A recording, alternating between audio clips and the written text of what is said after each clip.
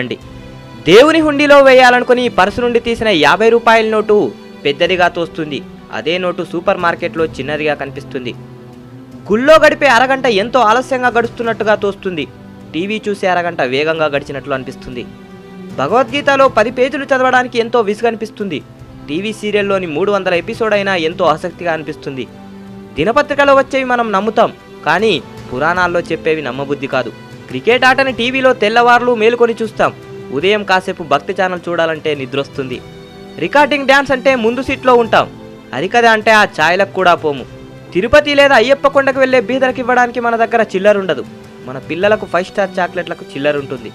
ఇంకా చెప్తాను వినండి. మరణం అందరికీ ఉంది, కానీ మరణించాలని ఎవ్వరూ అనుకోరు.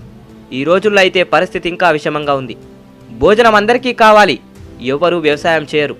నీరందరికీ కావాలి, నీటి వనరులు రక్షించడానికి ఎవ్వరూ ప్రయత్నం చేయరు.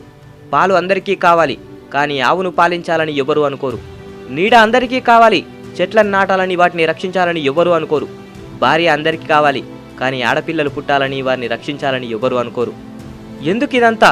పుట్టేటప్పుడు ఏదో సాధించాలని పిడికిలు బిగించి మరీ ప్రాణం పోసుకుంటాం. పోయేటప్పుడు సాధించింది ఏమీ కూడా తీసుకుపోలేదని అరచేతిని ఆకాశానికి చూపించి ప్రాణాలు వదిలేస్తాం. జీవితంలో ఏది శాశ్వతం కాదు. ఎంత పెద్ద బంగ్లాలో ఉన్నా, ఎంత పెద్ద కారులో తిరిగినా, ఎన్ని పరుపులు ఎక్కినా ఇదే చివరి మెత్తటి పరుపు. బ్రతికున్న నాళ్ళు అందరినీ కలుపుకొని బ్రతుకు, అందరితో కలిసి నడువు, అందరినీ మెప్పిస్తూ బ్రతుకు. ఎంత సంపాదించామన్నది కాదు, ఎలా బ్రతికామన్నదే ముఖ్యం. జై హింద్.